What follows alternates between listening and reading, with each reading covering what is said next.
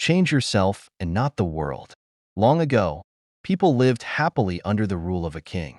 The people of the kingdom were very happy, as they led a very prosperous life with an abundance of wealth and no misfortunes.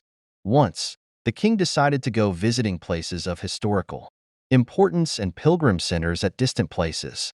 He decided to travel by foot to interact with his people.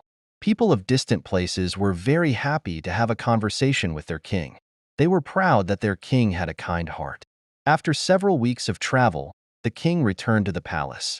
He was quite happy that he had visited many pilgrim centers and witnessed his people leading a prosperous life.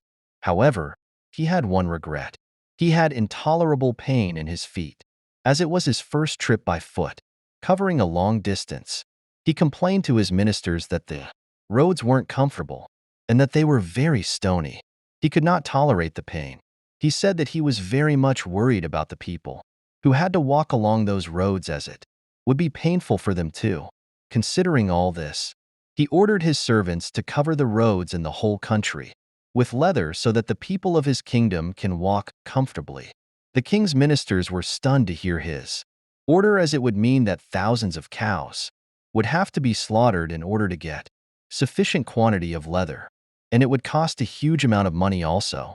Finally, a wise man from the ministry came to the king and said that he had another idea. The king asked what the alternative was.